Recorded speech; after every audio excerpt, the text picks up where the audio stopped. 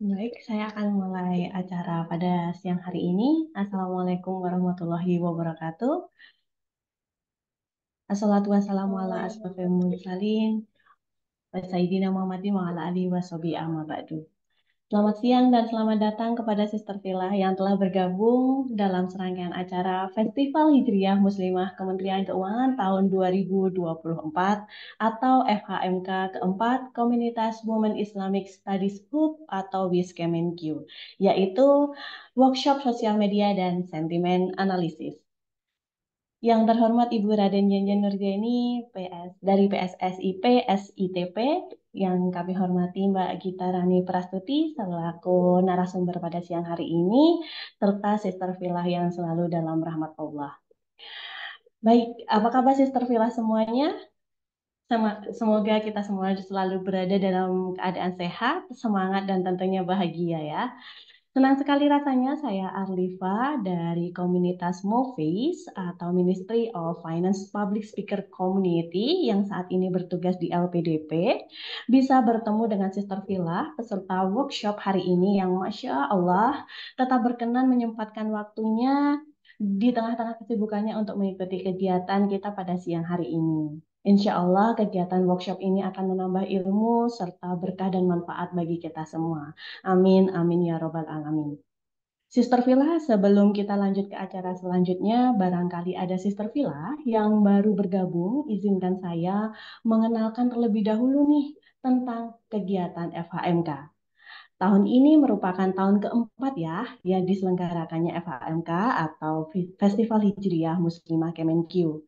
Tema FHMK yang diangkat pada tahun ini adalah terkait transformasi digital, yakni bagaimana seorang perempuan, khususnya muslimah, dapat berdamai dengan perubahan digital yang begitu dinamis. Bahkan lebih dari itu, bagaimana seorang muslimah justru dapat bertumbuh dan berkarya dengan memanfaatkan transformasi digital tersebut. Workshop hari ini sebagai sub-event yang pertama dari serangkaian kegiatan FHMK yang Masya Allah banyak ya, merupakan kolaborasi komunitas MOFDAK Kementerian Keuangan dengan mengangkat tema workshop sosial media dan sentimen analisis. Nah, perlu kita ketahui bersama, saat ini kebebasan berekspresi di sosial media seringkali membuat seseorang melupakan aspek moral dan etika yang akhirnya berdampak pada emblem sosial yang melekat pada dirinya. Harapannya kegiatan ini dapat menjadi wadah berbagi pengalaman dan motivasi antar pegawai perempuan Kementerian Keuangan dengan menghadirkan narasumber yang berkompeten sesuai dengan tema yang diangkat, yaitu eh, workshop tentang sentimen analisis sosial media. Nah, workshop kali ini merupakan core sub-event yang pertama ya dari serangkaian kegiatan FHMK yang keempat ini. Nah, berarti acara yang kita ikuti pada hari ini sangat spesial ya Sister Villa. Nah, karena itu kita juga spesial nih, komunitas Wiskemenq juga telah menghadirkan narasumber yang spesial juga, yaitu Mbak Gita Rani Prastuti yang memiliki segudang pengalaman dan prestasi yang Masya Allah. Tentunya sebagai sebuah kehormatan juga nantinya acara pada siang hari ini akan dibuka dengan keynote speech dari Ibu Yen Yen Nuryeni. Nah, dalam rangkaian FHMK tahun 2024 ini, kegiatan workshop kali ini diselenggarakan sebanyak 3 kali dengan topik yang berbeda. Dan kali ini merupakan workshop pertama. Nantinya WIS akan mengadakan challenge ya terkait materi hari ini yang dilaksanakan mulai hari ini sampai dengan tanggal 21 Juli nanti. Nah, untuk itu selain ada merchandise menarik juga nanti ya setelah ini akan ada merchandise menarik untuk para penanya terbaik. Selain itu teman-teman atau Sister Villa sekalian bisa juga PO merchandise dari Wiskemenq yang ada di kolom chat. Nanti silahkan bisa untuk memesannya. Nah, namun sebelum kita ikuti workshop pada hari ini, Sister Villa, sesaat lagi kita akan dengarkan bersama lantunan ayat suci Al-Quran dari Mbak Hasna Imtiaz Hanifah dari Satyen Kemenq yang akan membacakan Quran Surat Hujurat ayat 6 sampai 8. Izin Mbak Hasna, apakah sudah siap? Insya Allah siap, Mbak. Apakah suara saya sudah terdengar, Mbak Alifa? Sudah Mbak, terdengar jelas. Baik, Baik, siap. Apabila sudah, kepada Mbak Hasna, kami silakan. Bismillahirrahmanirrahim. Assalamualaikum warahmatullahi wabarakatuh. Teman-teman di sini dapat menyimak serta mendengarkan surat Al-Hujurat ayat 6 sampai 8. Apabila memegang mushaf Al-Quran, maka dipersilakan untuk standby atau juga dapat melihat yang ada di layar. Nah, mohon maaf untuk layar masih sedikit ketutupan ya, Pak Admin.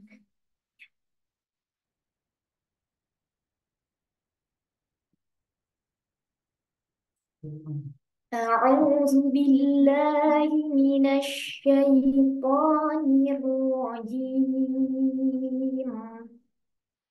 بسم الله الرحمن الرحيم.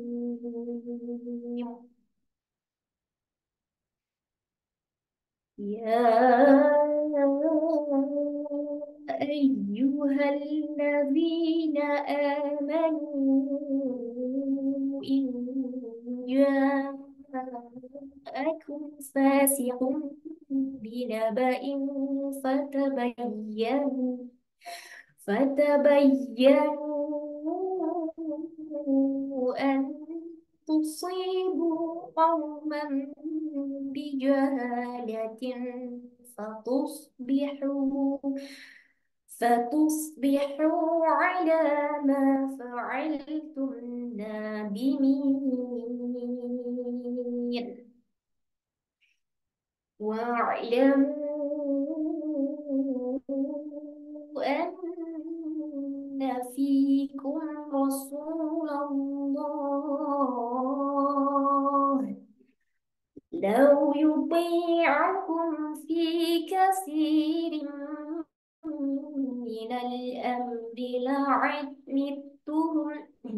من الأمر لعنتم ولكن الله حبب إليكم الإيمان وزينه في قلوبكم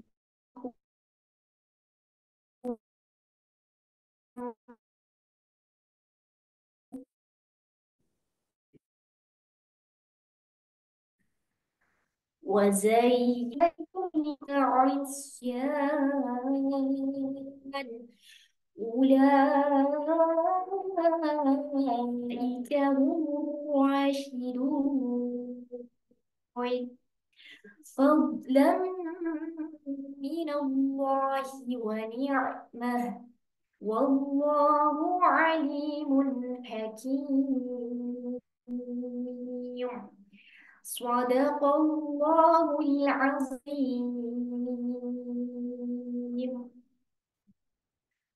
Artinya, wahai orang-orang yang beriman, jika datang kepadamu orang fasik membawa suatu berita, maka periksalah dengan teliti, agar kamu tidak menimpakan suatu musibah kepada suatu kaum tanpa mengetahui keadaannya yang menyebabkan kamu menyesal atas perbuatan itu.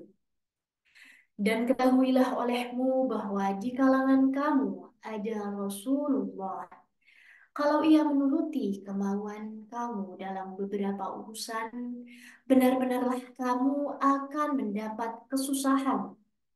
Tetapi Allah menjadikan kamu cinta kepada keimanan dan menjadikan iman itu indah di dalam hatimu, serta menjadikan kamu benci kepada kekafiran, kefasikan, dan kedurhakaan. Mereka itulah orang-orang yang mengikuti jalan yang lurus sebagai karunia dan nikmat dari Allah. Dan Allah Maha Mengetahui lagi Maha Bijaksana. Maha benar Allah dengan segala firman-Nya.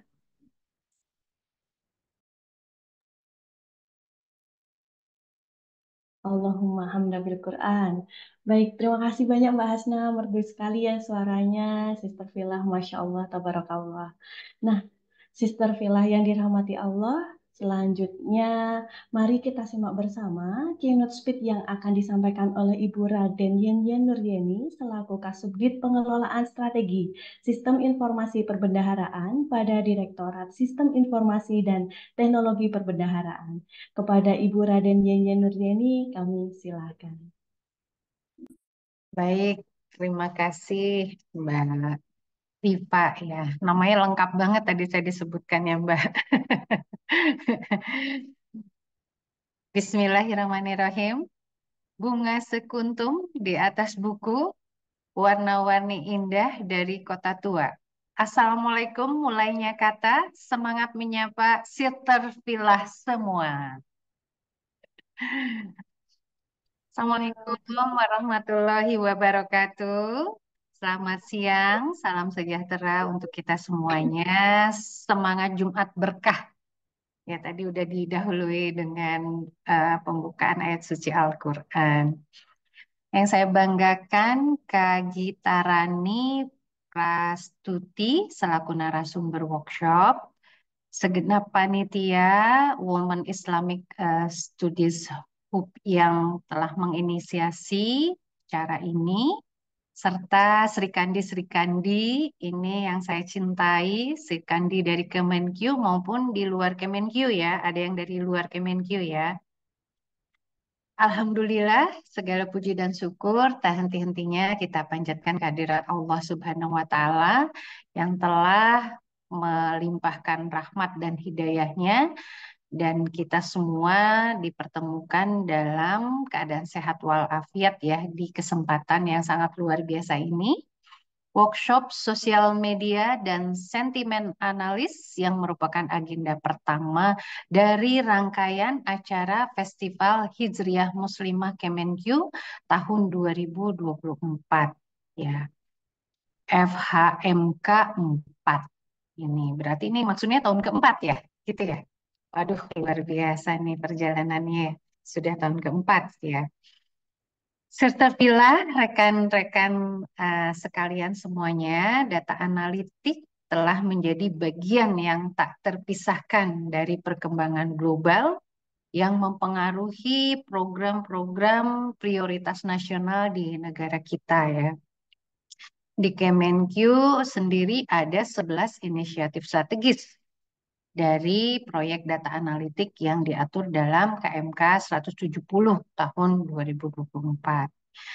Nah, ke-11 proyek tersebut mencakup pemanfaatan data analitik dan artificial intelligence di bidang audit, manajemen resiko, perpajakan, bea cukai, dan pengolahan APBN. Jadi kalau kita bicara tentang ketersediaan data di DJPB ini ya banyak sekali data-data yang harus dikelola. Apalagi kalau di Kemenq gitu ya lebih banyak lagi. Apalagi kalau bicara negara lebih banyak lagi gitu. Nah ini saya mengapresiasi kalau ternyata ini perempuan-perempuan Sri Kandi di Kemenq dan luar Kemenq itu sudah aware terhadap bagaimana data kita di sini sebagai aset ya yang harus membawa kebermanfaatan yang optimal bagi kehidupan kita ya. Kalau dikaitkan dengan institusi tentu saja data ini bisa dijadikan referensi untuk mengambil kebijakan.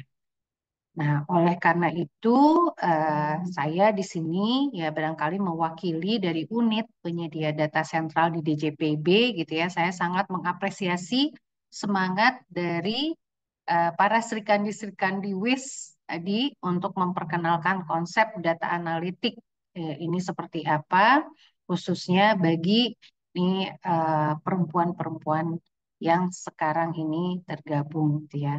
Kalau saat ini tergabung baru 32 ya. Mudah-mudahan nanti dari 32 ini bisa menularkan kepada yang lain gitu ya terkait bagaimana perannya data itu di dalam kehidupan kita gitu ya.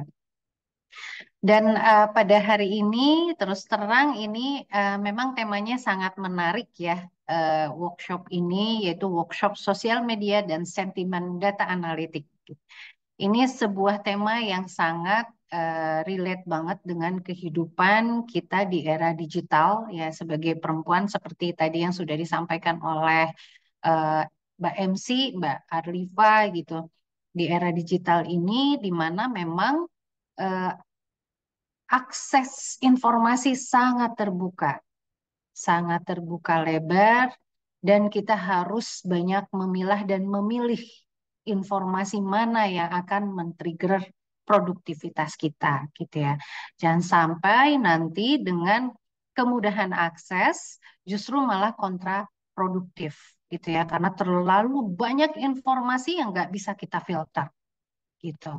Nah, jadi ini tepat sekali kalau sekarang kita membuat workshop seperti ini, sehingga justru ini akan bisa dijadikan pola pikir gitu ya.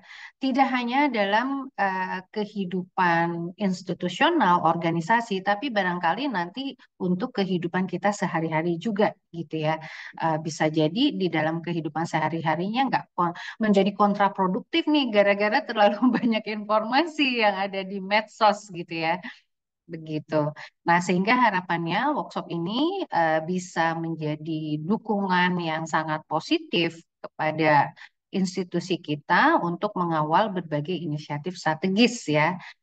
Mulai dari hal yang sederhana gitu, membangun self awareness dalam berbagai media sosial kita, sister villa gitu ya, kemudian ditularkan ke rekan kerja, bagaimana eh, secara bijaksana tadi sosial media dan sentimen analisis ini kita manfaatkan, kemudian ditularkan ke keluarga, dan akhirnya memberikan multiplier efek dampak kebermanfaatannya untuk umat gitu ya. Nah, itu harapan yang terbesarnya ya. Memang harus kita mulai nih dari cara-cara yang sederhana dan dari hal-hal yang kecil, dimulai dari sekarang dan dimulai dari diri kita gitu ya. Nah, Sister Villa, rekan-rekan yang berbahagia, sebagai penutup saya akan mengutip kata-kata dari klip Humbly. Ini sudah ditulis nih ya sama Mbak Amel, jadi saya harus bacakan nih. Ya, data is a new oil. Data is just like crude. It's valuable, but if unrefined, it cannot really be used. Jadi data akan bermanfaat hanya jika diolah, menjadikan masukan penting untuk membuat keputusan maupun pengambilan kebijakan. Jadi evidence-based policy. Dan yang terakhir untuk Sister Villa semua, ini saya kasih pantun. Minta cakepnya ya. Pergi berlibur ke Banda Neira, Cakep, menumpang kapal dari kota tua. Mari cakep, bersiap, wahai para Serikandi negara, mengawal data cakep. dan transformasi digital. Oh, Berita ada satu lagi nih, satu lagi. Bila berkunjung ke Rantau Papat, cakep, pastikan mampir di Linggahara. Semoga cakep. acara ini memberi manfaat bagi organisasi dan NKRI tercinta. Amin, Masya Ya. Allah. Terima kasih teman-teman semuanya ya, selamat mengikuti dan semoga apa yang hari ini kita sharing, kita dapat menjadi ilmu yang bermanfaat untuk kehidupan kita semuanya. Billahi taufik wa hidayah. Wassalamualaikum warahmatullahi wabarakatuh. Waalaikumsalam warahmatullahi wabarakatuh. Terima kasih kepada Ibu Raden Yenyen Nurjeni atas arahannya. Semoga menambah semangat Sister Villa semuanya ya. Baiklah, Sister Villa, sekarang mari kita masuk ke acara inti ya, yang pastinya sudah sangat dinanti-nanti, yaitu workshop yang bertajuk Workshop Sosial Media dan Sentimen Analisis hari ini yang akan dibawakan oleh narasumber kita, yaitu Mbak Gita Rani Prastuti. Namun sebelum Mbak Gita mulai workshop pada siang hari ini, izinkan saya untuk membacakan CV dari Mbak Gita Rani Prastuti ya. Baik, Mbak Gita Rani Prastuti atau disapa dengan Mbak Gita merupakan analis Exchange of Information pada Direktorat Perpajakan Internasional, Direktorat Jenderal Pajak yang memiliki ketertarikan di bidang data analitik dan behavioral economics. Mbak Gita memiliki pengalaman hampir 12 tahun di bidang kepatuhan perpajakan. Mbak Gita menempuh pendidikan Master of Public Policy di Blavatnik School of Government Oxford University Inggris dan menjadi ASN Indonesia pertama yang berkesempatan untuk menempuh pendidikan di Blavatnik School of Government. Mbak Gita merupakan Head of Public Relations di Ministry of Finance Data Analytic Community atau MOFDAC dan Country Director di Indonesian Tax Center in the UK atau Intech UK. Beberapa pencapaian yang pernah ia peroleh antara lain sebagai salah satu top 5 inovasi terbaik Kementerian Keuangan pada tahun 2023, pemenang Call for Paper Third WCO RTC Indonesia International Conference tahun 2023, dan penghargaan sebagai penulis buku reformasi perpajakan dan penulis teraktif tahun 2023. Masya Allah, prestasi dari Mbak Gita ini luar biasa ya. Nah, demikianlah profil dari Mbak Gita. Langsung saja mari kita sambut Mbak Gita Rani Prastuti. Selamat siang Mbak Gita. Selamat siang, Mbak Arlifa. Apa kabar Mbak? Alhamdulillah, sehat, bahagia, dan baik pastinya. Alhamdulillah. Siap ya Mbak untuk workshop pada siang hari ini? Sudah Siap, ditunggu-tunggu oleh Sister Villa semuanya. siap, Mbak Arlifa. Oke Mbak, kalau begitu waktu dan tempat kami aturkan. Silahkan Mbak Gita. Oke, makasih Mbak Arlifa. Aku izin share screen ya sebelumnya.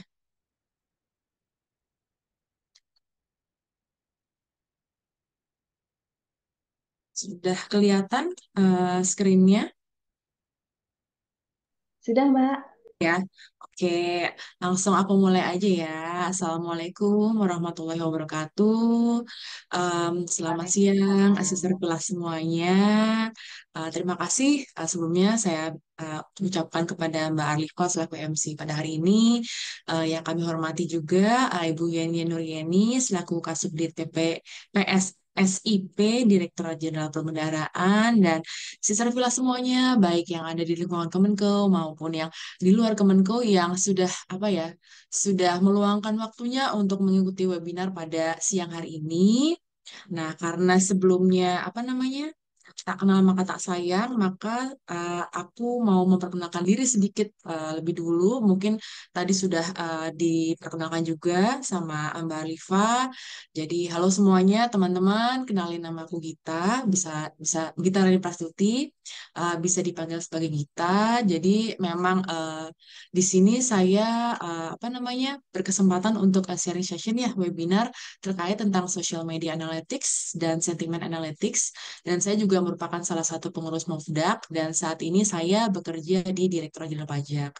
Dan untuk pendidikan terakhir, kebetulan saya berkesempatan untuk menempuh pendidikan di Oxford University. Waktu itu saya ngambil Master of Public Policy.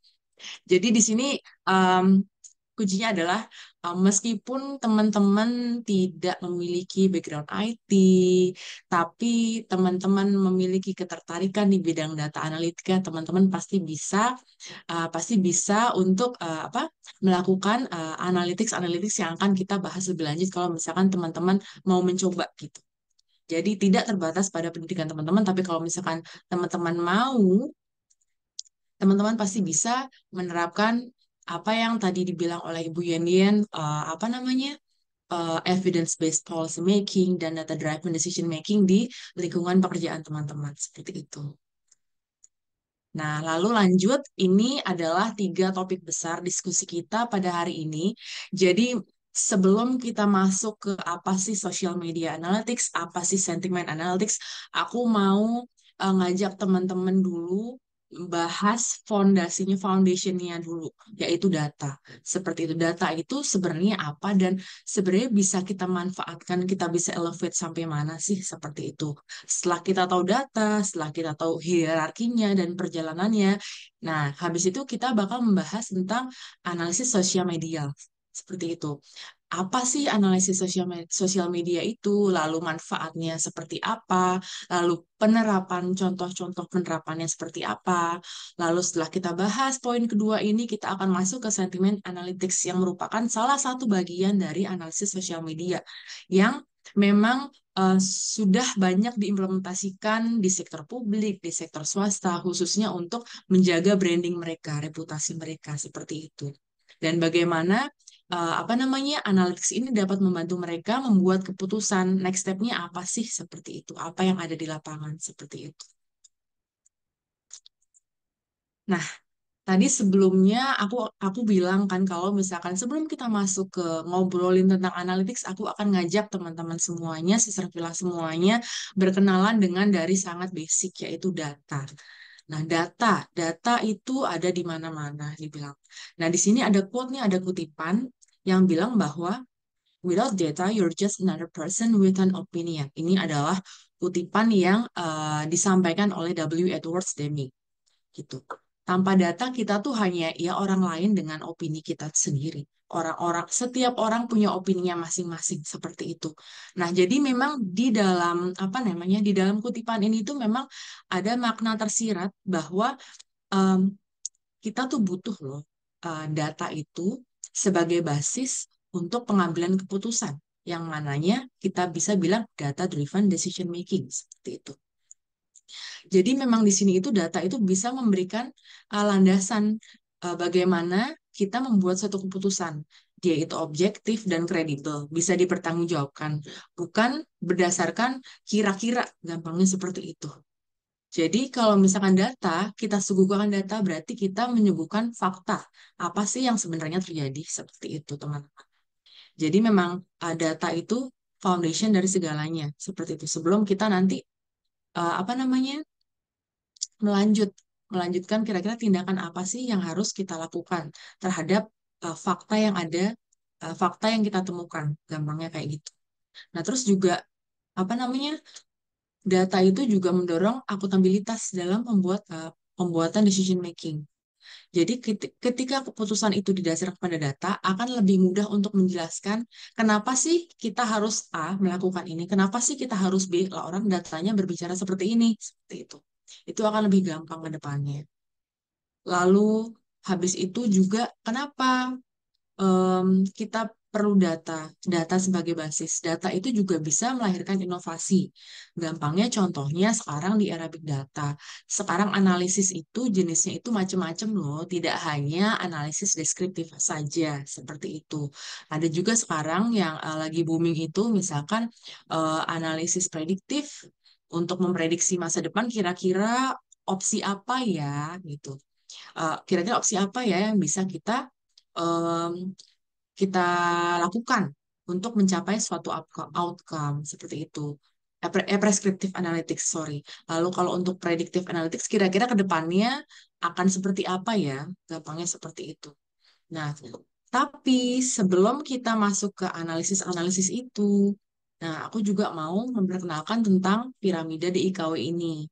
Nah, di sini uh, piramida DIKW adalah piramida data, informasi, knowledge, and wisdom. Kalau misalkan teman-teman lihat bentuknya piramida dan itu memperlihatkan hierarki dari setiap masing-masing level piramida. Dari yang terendah ada data, lalu level kedua ada yang namanya informasi, lalu level ketiga ada yang namanya pengetahuan atau knowledge, dan level terakhir yang paling atas itu namanya wisdom atau kebijaksanaan.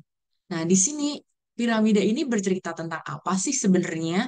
Nah, piramida ini tuh sebenarnya menggambarkan bagaimana sih si data ini di level terendah, tadi kita udah ngomongin, bisa loh kita transformasikan ke satu level lagi, naik lagi satu level sampai level paling atas menjadi wisdom, yaitu action. Action yang akan kita lakukan berbasis data itu. Seperti itu. Nah, kalau misalkan apa namanya piramida DIKW ini sebenarnya memberikan kerangka untuk mendiskusikan bahwa apa setiap tingkatan itu bermanfaat. Data, informasi, knowledge, wisdom. Jadi kita nggak bisa tiba-tiba, oh aku mau informasinya tapi nggak ada data, itu tidak bisa. Landasannya harus ada data. Seperti itu. Jadi memang setiap tingkat itu dibangun dari tingkat rendah sampai tingkat tertinggi. Nah, di sini teman-teman lihat data itu apa sih sebenarnya? Data itu fakta atau angka mentah yang memang belum diolah. Nah, tadi apa? Mengulang kembali apa kata Bu Genin? Data itu kayak sumber daya, kayak minyak, tapi tidak akan valuable kalau belum kita olah lebih lanjut. Olah lebih lanjut menjadi apa nih? Bisa naik level, dia bisa jadi informasi seperti itu. Informasi merupakan data yang sudah terorganisir, terstruktur. Nah, setelah dapat informasi, kita bisa elevate lagi menjadi pengetahuan seperti itu. Setelah informasi apa dianalisis, diinterpretasikan, itu akan jadi pengetahuan.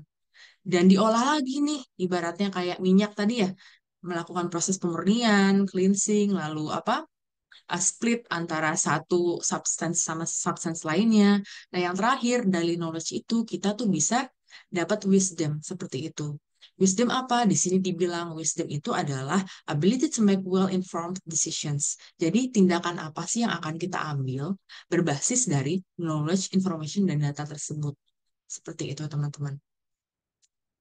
Nah, setelah tadi kita apa namanya?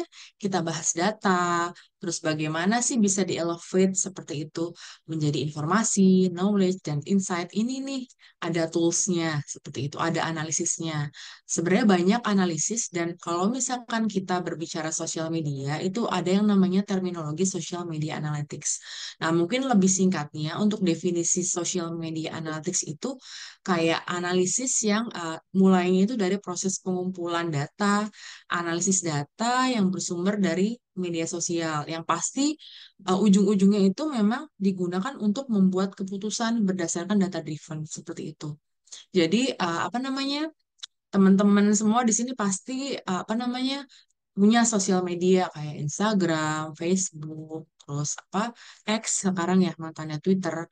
Nah, di situ mungkin teman-teman itu apa namanya? Di situ ada analytics-nya kayak misalkan likes, jumlah likes yang teman-teman dapatkan dari sebuah post. Terus habis itu siapa sih yang nge-retweet gampangnya seperti itu. Siapa sih yang merepost seperti itu. Lalu siapa sih yang komen kalau misalkan teman-teman lihat Instagram. Lalu tone komennya tuh apa ya kebanyakan yang mereka bicarakan. Terus habis itu kayak mereka itu fokusnya apa? Misalkan tonnya positif. Oh, apa yang membuat dia positif? Contohnya seperti itu. Nanti kita akan bahas lebih lanjut itu lebih dalam di social media analytics. Dan kalau untuk platform atau toolsnya sendiri itu banyak yang disediakan secara bebas. Gampangnya seperti contohnya kayak Google Analytics, lalu juga di Instagram juga ada Analytics kayak feed yang paling sering muncul, terus apa kalau misalkan kita search apa nanti uh, engine-nya mereka tuh akan memberikan kayak feed tampilan-tampilan yang berhubungan dengan misalkan kata kunci yang biasa kita cari. Contohnya seperti itu, teman-teman. Social media analytics. Nah, lalu kenapa sih apa manfaatnya apa sih social media analytics itu untuk kita, untuk di public sector atau untuk biasanya di perusahaan seperti itu. Jadi ini adalah beberapa manfaat kenapa sih kita itu harus melakukan analisis media sosial.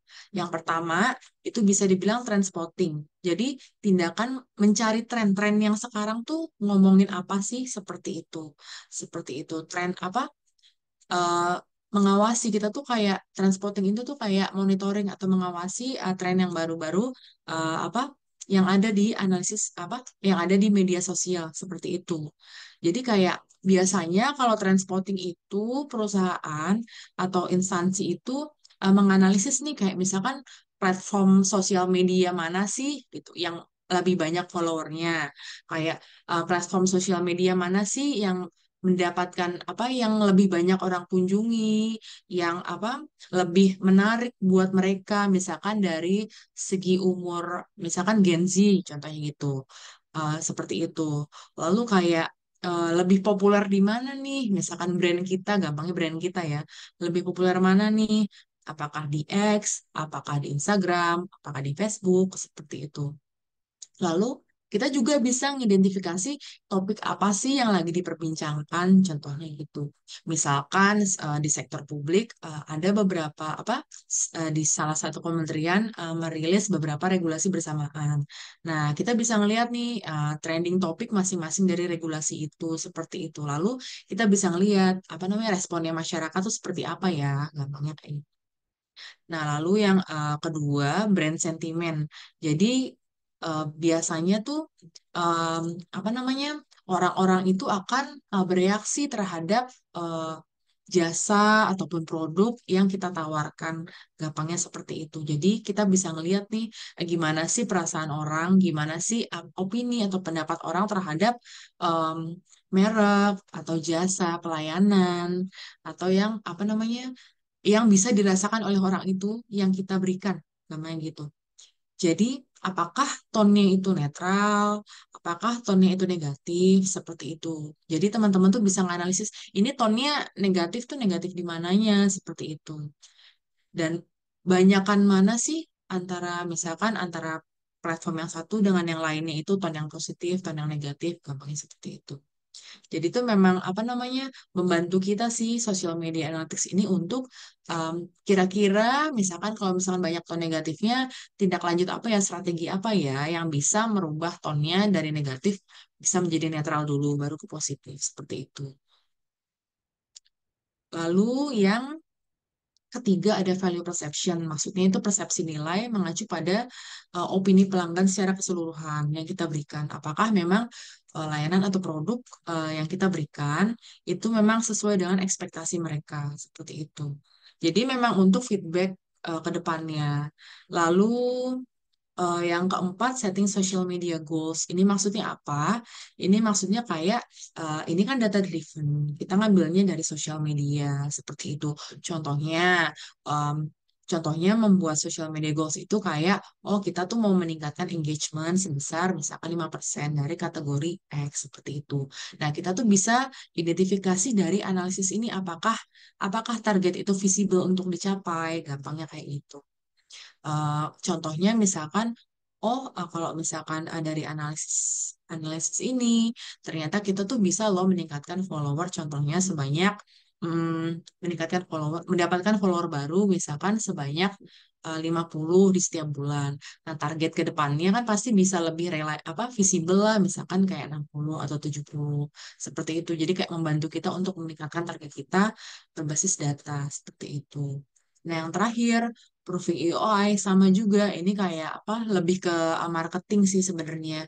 Jadi kayak ngelihat gimana sih kinerja konten kita, terus habis itu apakah ada orang nih yang mengklik ke situs kita, ke situs web kita, contohnya gitu. Lalu trennya seperti apa?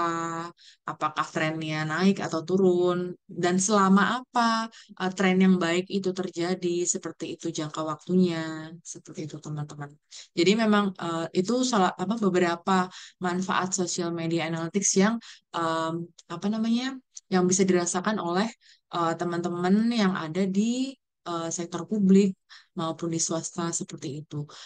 Memang kebanyakan overall itu untuk memastikan kayak pelayanan barang, terus dan yang pastinya apakah memang untuk menjaga reputasi institusi atau perusahaan atau brand seperti itu. Nah, lalu jenisnya apa aja sih social media analytics itu? Jadi ada macam-macam jenisnya. Di sini aku sampaikan ada 6 jenis social media analytics. Jadi yang pertama ada performance analytics, ada audiensnya, ada menganalisis kompetitornya, terus ada paid social analytics kayak apa namanya? Yang berbayar seperti itu. Terus juga ada analisis influencer kalau misalkan kita nge-hire influencer kayak untuk meningkatkan engagement dan lainnya seperti itu. Itu juga kita bisa analisis. Lalu ada yang namanya juga sentiment analytics seperti itu teman-teman. Nanti akan kita bahas selanjutnya. Nah, cepat aja. Jadi performance analytics gampangnya adalah ngelihat performa iklan atau informasi yang kita berikan pada sosial media. Jadi seberapa lama iklan itu bertahan, seberapa banyak iklan itu dilihat, engagement rate-nya gimana, seperti itu masuk performance analytics. Lalu di sini ada audience analytics. Jadi di sini jenis analytics ini adalah memahami karakteristik perilaku audiens kita seperti itu. Karena jadi ini adalah merupakan salah satu analytics yang digunakan untuk mempersonalisasi strategi kita bagaimana kita berkomunikasi dengan audiens seperti itu. Lalu yang ketiga si kompetitor analytics. Nah, kompetitor analytics itu biasanya untuk memahami kekuatan kelemahan pesaing seperti itu. Biasanya di biasanya untuk perusahaan swasta ya yang yang jual produk atau jasa seperti itu. Kayak strategi apa yang mereka gunakan. Jadi ini bisa menjadi salah satu indikator sebuah perusahaan untuk berinovasi karena melihat pesaingnya seperti itu. Jadi bisa meningkatkan keunggulan kompetitif perusahaan itu. Jadi, lalu yang keempat ada paid social analytics. Jadi, di sini yang berbayar. Seperti itu. Jadi, kita karena berbayar, jadi kita pasti mau lihat dong kayak sebetulnya kayak postingan ini tuh memberikan hasil seberapa banyak sih outcome-nya seperti itu. Jadi, kayak contoh beberapa yang bisa dianalisis itu kayak jumlah jumlah number total dari iklan, lalu biaya per klik, biaya per engagement, terus rasio klik tayang atau biasa kita bilang click through rate, terus juga kita juga bisa menghitung jumlah biaya iklan yang dikeluarkan dari sini seperti itu. Apakah return on investment-nya dapat atau enggak? Gampangnya gitu. Nah, yang kelima influencer analytics, ya kita kita bayar influencer, terus kita mau menganalisis ini kalau misalkan bayar influencer, misalkan untuk kampanye hal tertentu, apakah efektif ya, apakah return on investment-nya dapat seperti itu, apakah ekspektasi outcome-nya sesuai dengan harapan kita, itu bisa diukur pakai influencer analysis. Lalu yang terakhir sentimen analisis, ya tadi analisis sentimen, kira-kira opini orang, pendapat orang itu tentang barang atau pelayanan yang kita berikan itu gimana ya, seperti itu. Dan biasanya digunakan untuk improvement ke depannya, seperti itu teman-teman. Nah, ini gambaran besar aja ya kalau ngomongin analytics itu gimana sih prosesnya gitu. Sebenarnya di sini ada 3 langkah utama. Nah, yang pertama identifikasi data. Identifikasi data itu maksudnya apa? Kita mau nganalisis nih informasi di sosial media. Kita harus tahu dong data itu dapat dari mana, bagaimana cara mengekstraksinya, pakai alat apa cara ekstraksinya, seperti itu. Lalu kalau misalkan sudah diekstraksi, ibarat nambang nih, nah data itu tuh masih kotor, gimana ngebersihinnya, gampangnya gitu. Pakai cara apa ya membersihkannya, seperti itu. Itu sampai dari awal sampai data itu bersih, itu akan masuk ke step identifikasi data. Nah, setelah si data itu bersih, lalu kita masuk ke step kedua, yaitu analisis data. Di sini analisis data, kita harus tahu kita tuh mau menganalisis apa, pakai alat apa, seperti itu. Karena setiap analisis mungkin akan menggunakan alat yang berbeda-beda, menggunakan alat dan pengukuran gampangnya yang berbeda-beda, seperti itu. Lalu setelah analisis data itu jadi selesai, lalu kita masuk ke interpretasi data. Nah, setelah kita dapat knowledge-nya, findings-nya dari analisis data, nah kita interpretasikanlah seperti itu. Oh, ternyata misalkan ketahuan, misalkan trennya seperti apa, gampangnya gitu. Sentimen orang-orang seperti apa, banyakkan sentimen yang positif atau tidak, seperti itu. Lalu, apakah ada perpindahan pelanggan dari misalkan produk kita ke produk lain? Gampangnya seperti itu. Nah, sekarang kita akan masuk ke sentimen analisis. Nah, sentimen analisis itu gampangnya kita bisa mengartikan bahwa sentimen analisis adalah proses di mana kita menganalisis teks digital untuk menentukan apakah opini, atau teks digital itu bernada positif, negatif, atau netral, seperti itu. Dan hasil dari analisis sentimen ini bisa kita gunakan untuk pembuatan keputusan yang lebih baik ke depannya.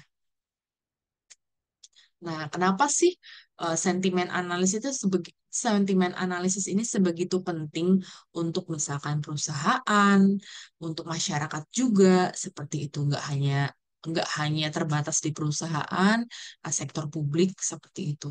Kenapa? Yang pertama, memberikan insight yang objektif, yang pasti berbasis data seperti itu. Datanya jelas, bersumber dari mana, dan datanya ada dan bisa dipertanggungjawabkan. Yang kedua, bisa membangun produk atau layanan yang lebih baik. Maksudnya apa? Oh, kalau misalkan melihat nih, kita udah bikin analisis sentimen, misalkan kita di eh, apa pelayanan publik. Jadi kita bisa evaluasi diri, gampangnya gitu. Contohnya, oh ternyata banyak yang ngomenin, oh pelayanannya lama. Contohnya seperti itu. Pelayanannya masih manual. Oh di situ kita melihat nih ada urgensi untuk perbaikan di dalam sistem pelayanan, misalkan kepada masyarakat. Seperti itu. Nah yang ketiga kita masuk menganalisis dalam skala besar. Iya, sentimen analisis ini apa namanya bisa biasanya digunakan di big data. Jadi anak apa data-data yang banyak besar seperti itu, yang terkumpul banyak. Jadi memang apa namanya sentimen analisis ini bisa membantu teman-teman kalau misalkan punya informasi yang banyak banget, kan kita nggak bisa ya apa namanya terbatas ya. Nah, kalau misalkan sentimen analisis dengan aplikasi yang tepat, contohnya Python seperti itu kita bisa menganalisis dalam skala besar. Jadi apa namanya? Jadi itu bisa membantu organisasi atau perusahaan untuk membuat keputusan yang lebih baik seperti itu. Nah, yang terakhir hasil disajikan secara real time. Jadi memang apa yang terdekat sih sebenarnya.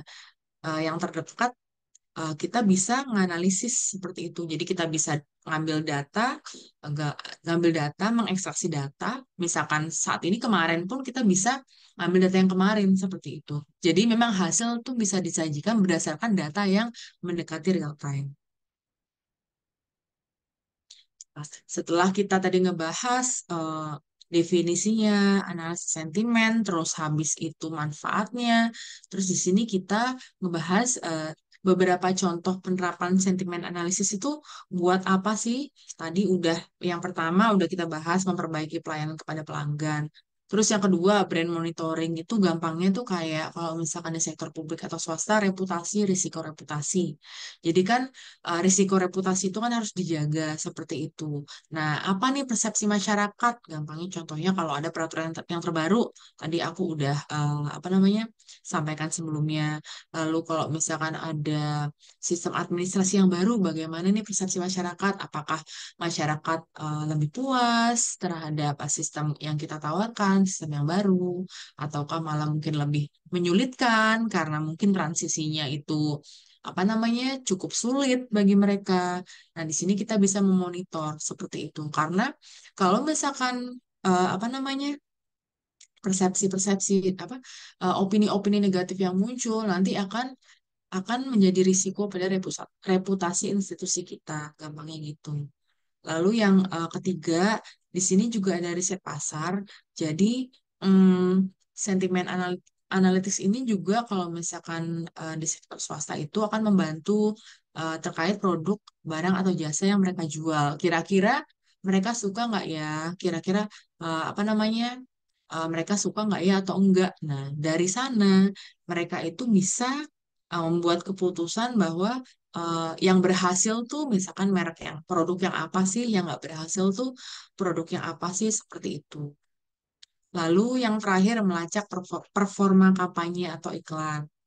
Contohnya misalkan kayak pilkada atau pemilihan presiden itu kalau misalkan teman-teman lihat di berita itu pasti ada yang namanya analisis sentimen masyarakat seperti itu. Apakah misalkan debatnya kebanyakan sentimennya positif atau negatif ya, contohnya seperti itu. Kalau misalkan iklan iklan himbauan misalkan untuk menyampaikan SPT. Nah, kebanyakan sentimennya seperti apa ya? Seperti itu. Kalau misalkan siaran siaran pers Seperti itu. Nah, kita juga bisa melacak performa dari informasi yang kita sampaikan ke masyarakat. Seperti itu. Bagaimana masyarakat bereaksi terhadap informasi tersebut. Gitu, teman-teman. Nah, di sini eh, aku mau apa namanya? Apa? Bilang bahwa tadi kita udah ngobrolin tentang manfaatnya, contohnya, definisinya, lalu tools apa sih? Gitu. Tools apa sih yang biasa kita gunakan untuk melakukan analisis sentimen? Jadi di machine learning atau di AI itu kita biasanya menggunakan yang namanya natural language processing untuk melakukan analisis sentimen. Jadi tujuan utama gampangnya si tools ini itu untuk memungkinkan em, komputer program untuk memahami, menafsirkan, menghasilkan bahasa alami dengan cara yang bermanfaat. Maksudnya gimana? Kayak mentransformasi data-data yang kita kumpulin semua, lalu nanti kita ambil bagian-bagian pentingnya untuk di-elevate lebih lanjut, untuk dikelompokkan menjadi sentimen-sentimen. Apakah itu bernada positif, apakah itu bernada negatif, apakah itu netral aja seperti itu. Jadi ini adalah tools yang biasa dipakai seperti itu.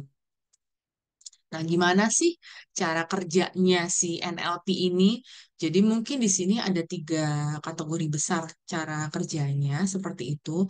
Yang pertama pasti sama kayak tadi. Kita kita kumpulin data collection. Yang kedua pre-processing, diproses. Lalu yang ketiga udah masuk ke analisis hasil pemrosesan. Jadi gampangnya tadi kita udah bahas mengumpulkan data itu mengumpulkan teks dari berbagai sumber dari kayak ulasan pelanggan, misalkan di Google Review, terus kayak di X, tweetnya, comments-nya, itu bisa diambil, lalu komentar media sosial, dan lain-lain gitu.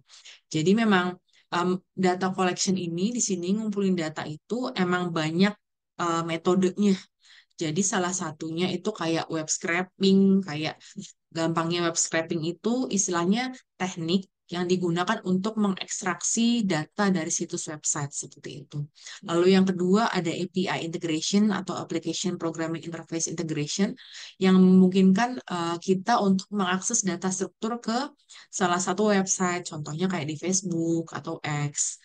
Nah, lalu selanjutnya ada manual data collection, ya dia dilakukan secara manual, kayak copy paste komentar yang langsung dari situs web seperti itu. Kayak misalkan contohnya kita pakai Google Forms itu masuknya ke manual data collection. Lalu yang selanjutnya ada yang namanya data aggregation service, jadi kayak layanan agregasi data itu yang menawarkan kumpulan data yang udah terstruktur dan siap digunakan. Itu bisa dibeli atau bisa diakses secara gratis. Lalu yang terakhir ada web browser extension, jadi kayak ekstensi kayak web scraper, data miner itu bisa digunakan untuk mengambil data dari internet seperti itu.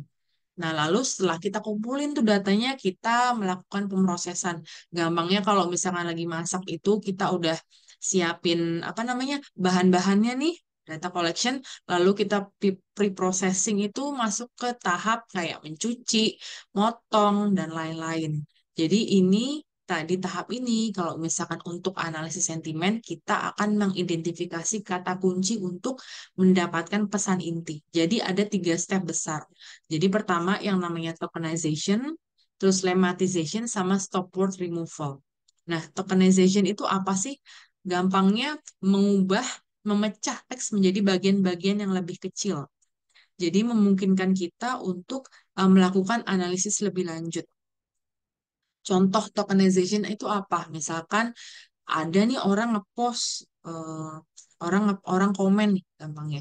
Komen, kucing itu lagi sakit ya. Seperti itu. Jadi di tahap tokenisasi itu dia akan memecah kalimat itu menjadi kucing itu lagi sakit ya, tanda tanya. Menjadi 6 bagian tersendiri. Nanti di tokenization itu akan dikumpulkan semua. Akan dikumpulkan semua komen yang sudah dipecah-pecah itu. Nah, lalu kita masuk ke tahap kedua, lemmatization. Lemmatisasi itu maksudnya apa sih? Nah, di lemmatisasi itu maksudnya di sini tahapnya setelah dipecah-pecah, lalu dirubahlah kata tersebut menjadi bentuk akarnya. Misalkan kata berlari. Jadi kita di tahap ini itu, mesin itu akan merubah berlari menjadi lari. Seperti itu. Memakan jadi makan seperti ini. Balik ke kata akarnya seperti itu. Lalu tahap selanjutnya ada yang namanya stop word removal. Jadi stop word removal ini maksudnya apa? Jadi ini proses menghapus kata-kata umum yang tidak memiliki makna signifikan. Seperti itu. Misalkan saya dan ibu saya mengunjungi restoran ini pada hari Jumat. Nah, stop word-nya yang mana? Dan terus pada seperti itu akan dihapus di uh, step ini seperti itu. Lalu mungkin setelah bersih itu akan lanjut ke keyword analysis. Keyword analysis itu jadi analisis lebih lanjut dengan mengekstraksi kata kunci dan juga di sini juga memberikan skor sentimen seperti itu. Jadi setelah dibersihkan, terus kita bisa menganalisis nih kira-kira kata yang muncul yang paling banyak apa ya? Seperti itu. Kita bisa memberikan peringkat di situ. Oh, misalkan bagus. Seperti kata yang muncul paling banyak bagus. Terus ada kurang. Seperti itu. Jadi kita bisa menganalisis, oh ternyata banyak orang yang sentimen positifnya itu misalkan lebih banyak daripada sentimen negatifnya. Seperti itu. Lalu apa yang bisa kita lakukan dari hasil analisis ini? Tindak lanjut apa yang bisa kita lakukan dari hasil analisis ini? Seperti itu. Lalu eh, tantangannya nih, tantangan analisis sentimen. Jadi walaupun kita sudah punya tools, lalu toolsnya tersedia open source, seperti itu. Lalu apa namanya, kita juga sudah mengaplikasikan apa namanya sentimen analisis. Lalu di sini juga ada nih ternyata tantangan dari analisis sentimen itu sendiri. Jadi di sini aku sampaikan ada 5 jenis tantangan analisis sentimen. Yang pertama, ambiguitas bahasa. Di sini ada polisemi atau homonim. Jadi kan kalau polisemi itu banyak kata memiliki lebih dari satu makna. Contohnya bunga melati versus bunga bank seperti itu. Jadi apa namanya? Namanya sama tapi maksudnya berbeda. Jadi tuh kadang tuh kalau misalkan teman-teman mau lihat ya, bisa lihat kadang di Google Review, contohnya di restoran. Kadang tuh mereka kan mengumpulkan apa namanya kata terbanyak yang diberikan review sama orang-orang. Reviewnya apa sih? Jadi kata terbanyaknya tuh kan ada muncul tuh di atas biasanya. Nah kadang tuh ada yang nggak nyambung gitu. Misalkan ngomongin restoran kok ngomongin ini ya gitu. Jadi apa namanya? Itu dia karena adanya polisemi seperti itu. Contohnya. Lalu yang kedua itu juga ada yang namanya homonim. Jadi kata yang terdengar atau dieja sama tapi punya makna yang berbeda. Misalkan saya ke restoran ini saat bulan purnama sama saya ke restoran ini 1 bulan sekali. Tapi di apa di word count-nya itu kalau misalkan diagregasi kata mana yang paling sering muncul itu ya bulan-bulan sama aja bulan bulan gitu aja. Nggak tahu itu maksudnya bulan kata benda bulan purnama contohnya atau 1 bulan periode seperti itu. Itu adalah salah beberapa tantangan di analisis sentimen. Lalu kita masuk ke konteksnya juga. Konteksnya ini beberapa tantangan di konteksnya adalah sarkasme sama ironi. Kayak misalkan sarkasme, oh iya bagus banget pelayanannya, misalkan gitu. Saya nunggu 3 jam baru dilayani, seperti itu. Nah, kalau misalkan di analisis sentimen, kata bagus itu kan tonnya positif. Cuman karena ini konteksnya sarkasme jadi negatif, seperti itu. Nah, itu juga tantangan tersendiri bagi sentimen analisis, seperti itu. Terus kayak, negasi seperti itu. Contohnya kayak, oh saya nggak akan bilang sih kalau em, biayanya mahal, biaya langganannya mahal seperti itu. Itu kan kayak negasi sebenarnya murah, cuman dia nulis di komennya mahal seperti itu. Jadi itu tantangan tersendiri. Terus kayak konteks khusus itu apa namanya? konteks-konteks khusus kayak misalkan kayak jika negasinya di dua kalimat, seperti itu gimana? Uh, yang satu bilang negatif, yang satu bilang positif, seperti itu. Jadi kayak itu merupakan tantangan gimana nih mengidentifikasi keseluruhan komen ini. Apakah komen ini itu lebih ke nuansa positif ataukah lebih ke nuansa negatif, seperti itu. Nah, lalu yang ketiga, nuansa sentimen, sentimen campuran dan intensitas sentimen. Jadi kalau intensitas itu baik, baik banget, bagus. Nah, seperti itu. Seberapa intens sih seperti itu? Gimana sih scoring kita atas sentimen itu seperti itu? Lalu kalau sentimen campuran ya tadi apa namanya? Dibilang kayak misalkan gedungnya bagus tapi pelayanannya lambat seperti itu. Atau misalkan saya suka pelayanannya tapi makanannya biasa aja. Nah, terus yang apa keseluruhan sentimennya gimana mengukurnya? Bagaimana kita em, judgement kita seperti apa seperti itu.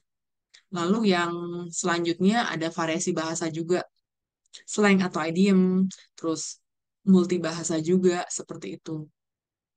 Kayak karena kalau misalkan pada teknisnya analisis itu kan dilakukan di apa namanya mesin mesin yang menganalisis.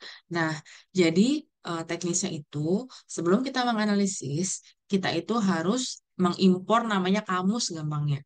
Jadi kalau misalkan kita mau menganalisis sentimen tapi pakai bahasa Indonesia, kita mengimpornya ya kamus bahasa Indonesia, gampangnya gitu. Kalau misalkan mau menganalisis sentimen yang pakai bahasa Inggris ya kita ngimpornya kamus bahasa Inggris seperti itu. Nah, terkait variasi bahasa, slang atau idiom atau bahkan multibahasa. Jadi tantangannya adalah kalau misalkan kita mengimpor satu kamus seperti itu lalu ternyata sentimennya digunakan dalam bahasa Inggris dia tidak bisa meng-capture seperti itu. Lalu yang terakhir itu typo. Nah, typo itu salah penulisan. Jadi ya memang memang dari sananya seperti itu. Apa namanya? Kalau misalkan typo pun kan nggak ada di kamus tuh. Misalkan baik jadi BQIK misalkan IK gitu misalkan. Nah itu tuh nggak bisa meng-capture ini maksudnya kata apa seperti itu. Gitu sih eh, beberapa tantangan di analisis sentimen ini seperti itu. Tapi dengan adanya mesin, dengan adanya apa teknik NLP itu akan sangat membantu teman-teman. Apalagi kalau misalkan datanya itu banyak besar yang berkaitan dengan instansi atau institusi teman-teman, itu akan sangat membantu banget untuk memberikan insight yang lebih terkait gimana sih sentimen apa namanya sentimen masyarakat atau sentimen audiens kita di media sosial terhadap mungkin perusahaan kita atau instansi tempat bekerja seperti itu atau misalkan kayak regulasi atau produk yang teman-teman keluarkan yang perusahaan keluarkan seperti itu akan sangat bermanfaat sekali. Ya mungkin itu sekian dari saya ya. Ini udah jam 12.35. Semoga tepat waktu ya, Mbak.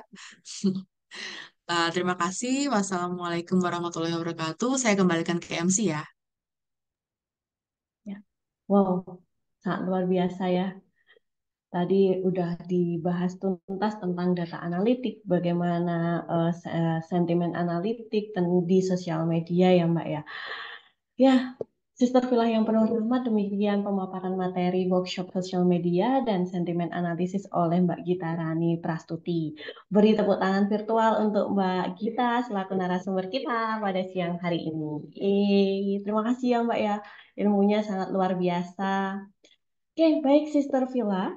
Kini kita akan masuk ke sesi tanya jawab yang saya yakin Sister Villa sudah tunggu-tunggu ya. Sudah gatel nih mau nanya ke Mbak Gita. Tadi mungkin sudah mencatat-catat apa aja yang akan ditanyakan ke Mbak Gita. Silahkan nanti diajukan pertanyaannya dengan raise hand. Akan saya pilih dua penanya ya untuk yang nanti raise hand atau bisa melalui kolom chat. Silahkan mungkin ada yang mau bertanya langsung kepada Mbak Gita.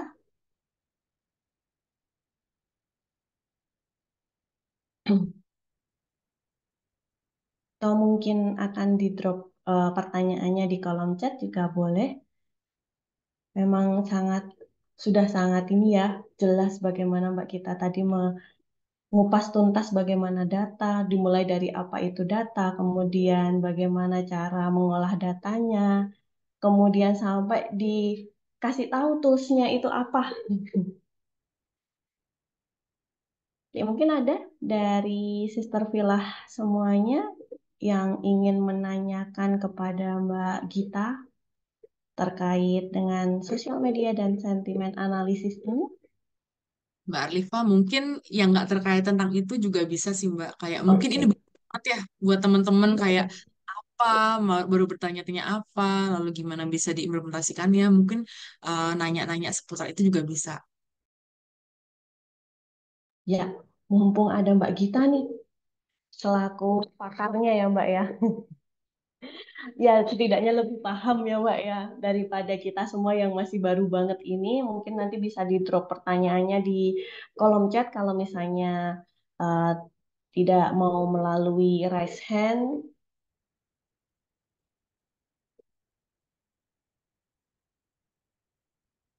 Tapi sejauh ini untuk sentimen analisis ini di kantor Mbak Gita udah ada ya Mbak ya? Sudah ada Mbak, dan saya pastikan di setiap direktorat P2 Humasnya hubungan masyarakat itu pasti mereka menggunakan analisis sentimen sih Mbak. Di public sector ya, seperti itu. Jadi makanya sekarang untuk layanan-layanan di Kemenq ini sangat wow ya Mbak ya. Oke, ini ada pertanyaan Mbak dari Mbak Maria Ulfa. Izin tanya kalau misal untuk melihat sentimen antara dua kurun waktu yang berbeda, bagaimana ya Mbak? Mungkin langsung dijawab aja ya Mbak ya. Em, Makasih Mbak Arlifa. Selamat siang Mbak. Misalkan antara setahun lalu dan setahun ini. Oh, jadi maksudnya untuk membandingkan ya Mbak ya, dengan misalkan produk atau layanan yang sama. Ya, betul, Mbak. Misalkan saya pengen lihat sentimen masyarakat, misal terkait dengan pembayaran pajak. Misalkan tahun lalu nih, kan banyak kasus, misalkan sama tahun ini dengan kasus-kasus yang ada di tahun ini gitu, bisa nggak, Mbak? Karena kemarin saya coba pakai beberapa tools yang ada online itu di website itu, dia itu nyajiinnya itu berdasarkan kurun waktu. Maksud saya kayak misalkan setahun ke belakang, berarti dia ambil setahun dari sekarang gitu, bukan setahun lalu terus diambil plus setahun ini gitu loh Mbak. Gimana? Gitulah.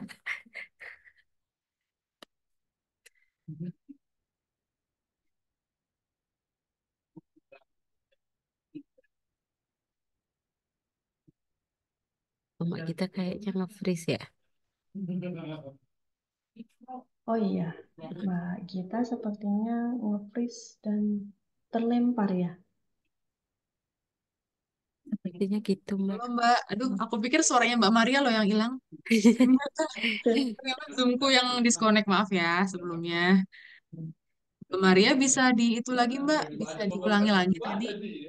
Iya, Mbak, misalkan aku mau membandingkan antara eh, setahun ini atas suatu keyword gitu ya, sama setahun yang lalu, itu caranya gimana, Mbak? Karena yang saya pernah nyoba itu di tools-tools yang ada itu tuh kurun waktu, maksudnya kayak misalkan 1 bulan lalu berarti dari sekarang sampai sebulan lalu, setahun berarti setahun lalu gitu, Mbak. Bisa nggak dibandingin dua dua dua kurun waktu yang nggak nyambung gitu maksudnya gitulah Mbak. Oh iya Mbak.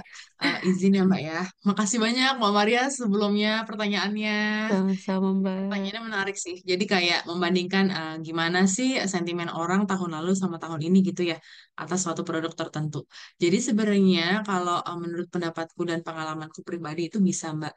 Jadi untuk analisisnya sama di aplikasi yang sama, cuman nanti jadi harus punya variabel tahun. Seperti itu. Itulah yang akan membedakan analisis tahun ini dan misalkan tahun lalu seperti itu. Jadi nanti apa namanya gambaran besarnya adalah dua-duanya dilakukan analisis sentimen. Nanti setelah analisis sentimen itu jadi dan terpisah, ya dan terpisah, dan setelah analisis sentimen itu jadi itu bisa divisualisasikan, dibandingkan seperti itu. Yang paling penting adalah em, pengukurannya sama, apa tools pengukurannya sama, keywordnya yang dipakai sama, seperti itu. Jadi nanti akan, jadi nanti kita bisa bandingin apple to apple, seperti itu sih Mbak. Mbak izin tanya lagi ya Mbak, kan tadi aku Ya, agak telat ya. Kalau iya. misalkan kita udah dapet nih dua data, tapi kan tadi kayak yang Mbak jelaskan kan ada tantangan tadi ya, misalkan kayak dia nggak bisa membedakan yang kata yang sama walaupun beda arti, homonim dan lain-lain. Nah itu cleansing datanya gimana ya Mbak ya? Cleansing datanya ya. Nah, kalau big data tuh emang tantangannya itu sih Mbak, seperti itu. Nah, mungkin apa namanya, bisa dilihat kayak kata yang sebelumnya nempel di kata itu apa, seperti itu bisa. Terus habis itu random check juga bisa, seperti itu. Tapi biasanya kalau kata-kata yang seperti itu jarang sih Mbak, seperti itu. Nggak yang sefrekuen itu, seperti itu sih Mbak. Karena apa ya, em, kan mengacu kepada kontennya juga spesifik sih Mbak, seperti itu. Kalau misalkan sentimen ya, begitu Mbak. Mbak Apa boleh tanya terakhir. iya iya nggak apa-apa. Mm-mm. Kalau untuk pemula, Heeh. saran Mbak Gita pakai apa Mbak? Untuk pemula banget, untuk Nah, coba-coba. oke, Mbak Terima Maria kasih. berarti sama-sama. Mbak Maria berarti eh, kalau boleh tahu em, sudah kenal atau sudah pernah mengoperasikan Python belum, Mbak? Aplikasinya namanya Python. Kalau biasanya aku pakai. Tahu aja sih Mbak. Tahu, oke. Hmm. Nah, kalau aku ya, saran aku bukannya promosi ya jadinya ya. Jadi memang ada salah satu website yang Mbak Maria itu di sana apa mereka itu menawarkan kayak les virtual terkait big data analytics itu macam-macam dari machine learning, dari social media analytics ada, dari sentiment analytics ada. Itu startnya lebih baik dari situ Mbak, seperti itu. Startnya dari situ.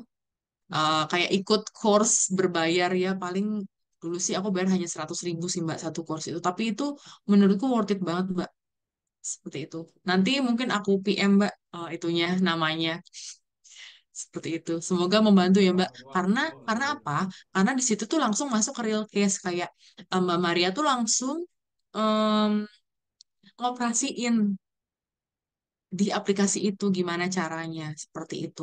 Kalau misalkan mau ini ya mau nyoba social media analytics atau sentiment analytics. Cuman yang aku highlight adalah kan sebelum melakukan analisis itu ada pemrosesan data. Nah, biasanya kalau untuk analitis itu yang berat adalah di pemrosesan data, mulai dari ngambil datanya, terus gimana ngebersihinnya. Ngebersihinnya itu kayak dari seluruh rangkaian analisis itu kayak 70% itu apa berat di pembersihan data, gampangnya gitu. Apa disiapin datanya. Cuman kalau misalkan dari apa awal yang aku yang aku rekomendasikan adalah yaitu di website itu nanti ada apa course-course gitu berbayar murah, itu Mbak Maria bisa ambil kelas di situ, seperti itu. Karena kalau belajar sendiri itu agak susah juga Mbak, misalkan hanya mengandalkan YouTube seperti itu. Kalau misalkan di course itu lebih efektif karena kita sambil ngeliat videonya, kita sambil ngetik-ngetik juga kayak gitu. Seperti itu sih, Mbak. Semoga membantu ya, Mbak. Semoga membantu dilancarkan seperti itu. Siap, terima kasih Mbak Gita. Ya, sama-sama. Mumpung ya Mbak, jadinya dibahas tuntas langsung ya Mbak ya. Oke, ada Iya. pertanyaan yang kedua ini Mbak. Tapi out of topic terkait sosial media masih Mbak. Bagaimana cara membedakan berita yang fake dan yang tidak, terlebih terkait berita di Kementerian Keuangan khususnya di DJP Mbak. Ini dari Mbak Suryani, Mbak. Mungkin bisa langsung dijawab, Mbak. Ya, makasih, makasih Mbak Suryani atas pertanyaannya. Jadi kalau apa membedakan berita yang fake dan tidak itu eh, pastinya dilihat dari sumbernya sih. Kayak misalkan aku kalau mau baca berita itu pasti dari apa sumber yang terpercaya, yang udah jelas dan yang apa ya, em, dan yang netral lah seperti itu. Kan banyak media-media publikasi ya, kayak misalkan koran, misalkan Kompas, seperti itu. Tempo. Lalu juga dilihat juga apakah uh, apakah berita tersebut merupakan opini atau memang tidak seperti itu. Karena kan kalau opini kan juga ya tergantung pendapat orang juga, menurut pendapat mereka apa. Seperti itu sih Mbak. Kalau misalkan apa namanya kan banyak ya sekarang dari YouTube lah, seperti itu dari apa namanya em, influencer yang biasa membahas seperti itu juga kita harus juga pandai-pandai juga karena kan mereka kan ya dari opini mereka juga seperti itu dari pendapat mereka juga jadi kalau misalkan apa amannya supaya nggak kemakan berita yang fake itu sih ya biasanya langsung di itunya sih langsung di media sosialnya misalkan Kemenkeu gitu misalkan di media sosialnya DJP biasanya kan mereka tuh kalau misalkan ada isu itu tuh mereka biasanya melakukan siaran apa siaran pers dikasih siaran pers gitu sih Mbak itu yang paling aman kalau dari saya ya semoga menjawab ya Mbak Suryani iya Baik, Mbak. Terima kasih, Mbak. Sister Villa, saya yakin masih banyak mungkin pertanyaan-pertanyaan untuk Mbak Gita ya, tapi sayangnya waktunya sudah eh, sangat terbatas. Dan mohon izin sebelumnya pertanyaan Mbak Suryani sepertinya menjadi pertanyaan terakhir yang dapat langsung dijawab oleh Mbak Gita pada hari ini ya Mbak ya, karena keterbatasan waktu yang disediakan. Nah, kami mohon maaf karena tidak dapat memberikan kesempatan pertanyaan lain untuk dapat dijawab langsung oleh Mbak Gita pada siang hari ini. Nah, kami ucapkan terima kasih atas partisipasi dari Sister Villa dalam sesi tanya jawab pada siang hari ini dan kami juga ucapkan terima kasih banyak kepada Mbak Gita ya selaku narasumber kita pada siang hari ini yang telah memberikan materi yang sangat bermanfaat. Hari ini semoga menambah ilmu untuk Sister Villa sekalian sekaligus berkah untuk pekerjaan kita sehari-hari. Oke. Baik, Sister Villa, untuk mengabadikan momen kebersamaan kita pada hari ini, saya akan mengajak Sister Villa untuk melakukan virtual photoshoot bersama ya. Nanti akan dibantu oleh Mbak Safi. Jadi untuk Sister Villa yang masih mematikan fitur videonya, bisa diaktifkan dulu agar kehadiran kita pada event hari ini dapat diabadikan dan diingat sampai kapanpun.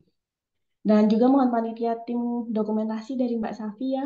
Nanti silahkan saya berikan aba-aba nanti untuk di screenshot tangkapan layarnya. Oke, Mbak Safi siap nggih? Ya, baik. Baik, satu untuk Untuk sheet yang pertama ya Mbak ya. ya, Screen boleh. yang pertama ya. Oke. Ya. Oke, yang pertama. 1, 2, 3.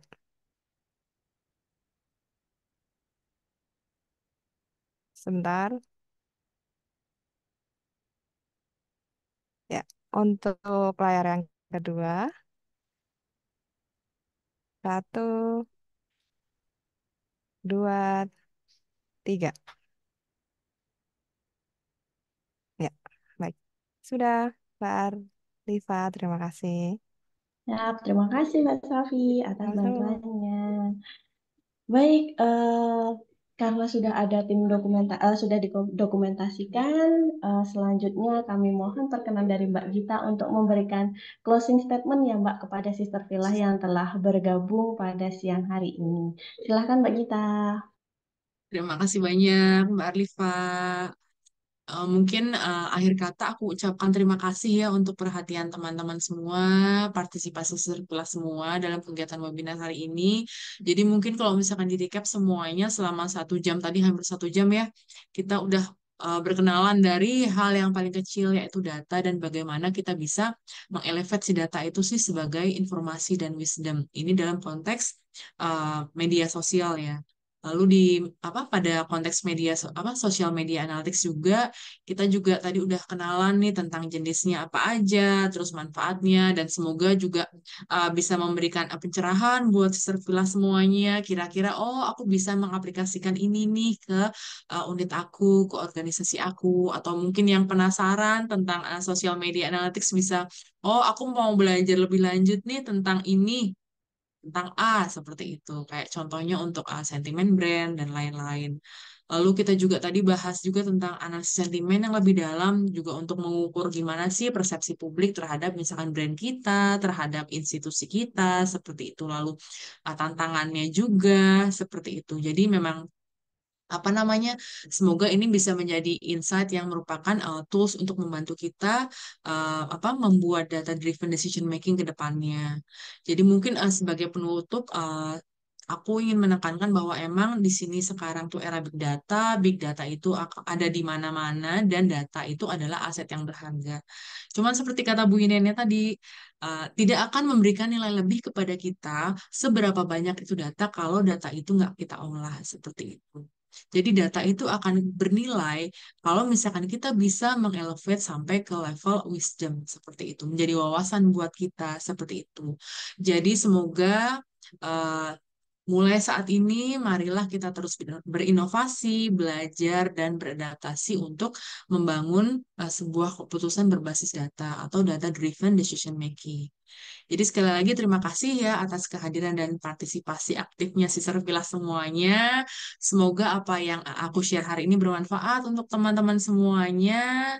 Dan semoga yang ingin belajar tentang data analytics dimudahkan langkahnya, tetap konsisten seperti itu. Dan akhir kata, wabillahi taufiq wal hidayah. Wassalamualaikum warahmatullahi wabarakatuh. Sampai jumpa Sister Villa semuanya di kesempatan selanjutnya. Saya kembalikan kepada MC kita. Waalaikumsalam warahmatullahi wabarakatuh. Terima kasih Mbak Gita atas pencerahannya dan semangatnya ya. Semoga menambah semangat untuk Sister Villa sekalian untuk lebih banyak belajar tentang data analitik. Baik, Sister Villa nih sekarang ada sedikit info sebagai bentuk dari tindak lanjut workshop kali ini, siang hari ini, dan agar semakin mengasah pemahaman serta kemampuan materi yang sudah disampaikan oleh Mbak Gita tadi, Wish akan mengadakan challenge yang akan dimulai dari tanggal 14 Juni sampai dengan tanggal 21 Juli 2024. Challenge yang diadakan pada workshop kali ini yaitu challenge Writing Sentiment Analysis Essay. Nah, untuk ketentuan challenge-nya bisa dilihat pada slide berikut ini ya. Nah, challenge writing sentiment analysis ini ketentuan IC-nya adalah peserta challenge membuat IC dengan tema sentimen masyarakat tentang perempuan yang bebas mengekspresikan diri dalam circle terdekatnya di sosial media dengan fitur close friend, flip side, dan second account dengan menggunakan teknik analisis data kualitatif, konten analisis atau analisis isi. Nah, esai terdiri dari minimal 500 kata, bukan merupakan karya tulis yang sudah pernah dipublikasikan sebelumnya, dan esai merupakan karya perorangan dan tidak mengandung unsur plagiarisme. Nah, untuk ketentuan pesertanya, merupakan pegawai perempuan Kementerian Keuangan atau umum. Peserta challenge mengirim esai dalam bentuk PDF ke alamat Gmail muslimah.kemenq@gmail.com dengan format subjek nama underscore judul esai underscore username IG. Nah, peserta challenge mengunggah ringkasan dari esai di deskripsi fitur post dengan cover yang sudah ditentukan pada akun Instagram masing-masing dengan menandai akun IG @wish.kemenq dan akun IG peserta dimohon untuk tidak di-private. Dan peserta wajib mengikuti IG dari wish.kemenq. Kemudian ada ketentuan penilaiannya, yaitu gagasan yang diciptakan, kesesuaian dengan ketentuan isi, kesesuaian dengan ketentuan peserta, dan penilaian akan dilakukan oleh Dewan Juri atau Mbak Gita selaku narasumber pada siang hari ini. Dan publikasi untuk challenge, pengumuman selama pelaksanaan workshop, dan infografis melalui sosial media IG dari wish.kemenq. Nah, Sister Villa, acara ini merupakan bagian dari rangkaian kegiatan FHMK 2024. Dan setelah acara ini masih ada 4 sub-event lagi, yaitu CWS atau Caring with Sharing, kemudian ada BBW, Baca Bareng WIS, kemudian workshop urban farming, dan yang terakhir adalah acara puncak, yaitu talk show Enhancing Meta-Analysis Skills. Nah, FHMK rencananya akan dilaksanakan dari tanggal 30 Mei sampai dengan akhir Juli. Supaya tidak ketinggalan infonya, Sister Villa bisa stay tune di Instagram @wis.kemenq.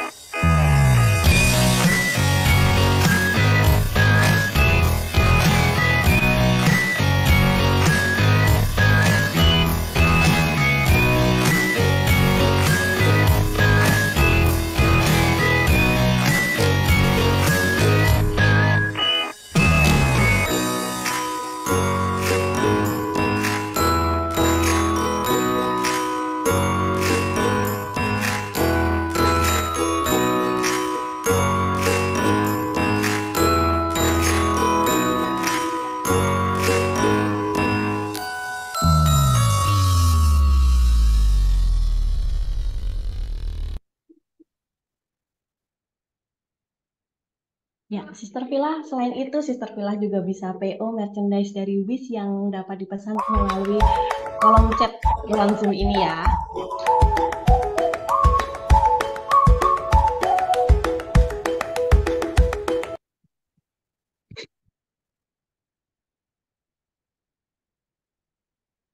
Ya. Oke, tidak terasa kita sudah sampai ke penghujung acara. Memang benar kata orang-orang, kalau perpisahan adalah bagian terberat yang harus kita hadapi jika ada pertemuan. Walaupun kita semua belum bertemu secara langsung, tetapi semoga dimanapun kita semua berada, tali silaturahmi tetap kita jalin dan tetap kita jaga. Menutup acara pada hari ini, marilah kita berdoa agar apa yang kita dapat bisa bermanfaat dan memberikan berkah bagi kita semua. Mari bersama-sama kita membaca doa penutup majelis. Subhanaka Allahumma wa bihamdika asyhadu alla ilaha illa anta astaghfiruka wa atubu ilaik. Amin. Saya Arlifa dari Movies mewakili panitia yang bertugas pamit undur diri. Mohon maaf apabila terdapat kesalahan selama acara berlangsung. Sekali lagi terima kasih Mbak Gita, terima kasih Ibu Yani Nuryeni dan Sister Villa semuanya. Sampai jumpa di event berikutnya. Wassalamualaikum warahmatullahi wabarakatuh. Terima kasih. Terima kasih banyak Mbak Alifa. Terima kasih teman-teman Wish Hmm. yang sudah mengundang. Terima kasih semuanya. Terima kasih Mbak Gita. Iya, iya. Terima kasih Bu Yani.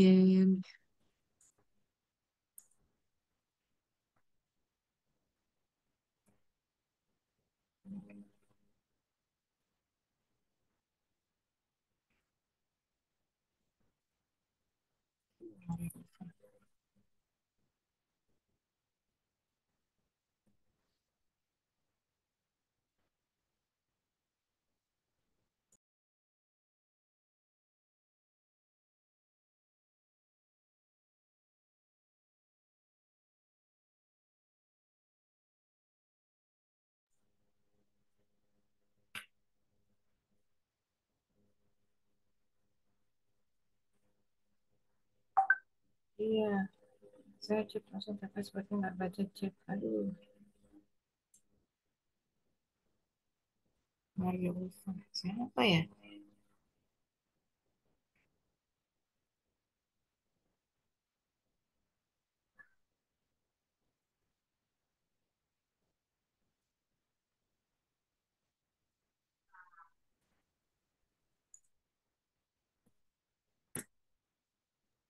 Oh iya Bu, Tadi yang Mbak Maria Ulfa ya? Iya, saya Iya, chat belum gak direspon. Jadi makanya aduh gimana nih? baik. Sebentar, Bu. Saya ini ya Bu, coba ke udah ini ya, Mbak Suryani sama atau mungkin nanti bisa di ini ya Bu, di announce di grup Kemenq mungkin Bu. Oh iya, boleh boleh boleh. Mbak Arifah, tadi yang Mbak Suryani sudah saya hubungi, sudah ngasih Oh ya, nomornya, sudah saya Siap. WA ke Bu Yerza ya, Ibu? Ya, sudah. Oh ya, nanti tinggal Mbak Maria Ulfa sih. Tapi sepertinya beliau DJP ya. Saya juga Ya. kurangin. sepertinya. Oke. Ini ditutup aja atau bagaimana ini? Bu Yerza ya yang Heeh. nge nge-save ininya ya Bu, nanti recordingnya. Nah ini saya bingung tadi recording. Tutupnya di mana? Save-nya. Otomatis ke save atau gimana ya? Biasanya dimatiin nanti otomatis ke save Bu, nanti langsung ada tulisannya save recording gitu Bu. Oh gitu. Oh, Ya. berarti saya klik. Baik, terima kasih banyak Bu Kasih Yersa semuanya ya. atas Sama-sama, kesempatannya. makasih Mohon banyak. maaf Mohon apabila ada maaf ya. kesalahan ya Bu. Sama-sama, mohon maaf. Berarti saya klik N ini ya. Iya Ibu, terima Eh, kasih. ya, Ya, sama-sama. oke, 3, 2, 1. Makasih semuanya. Assalamualaikum warahmatullahi wabarakatuh. Waalaikumsalam. Makasih Bu Yerza.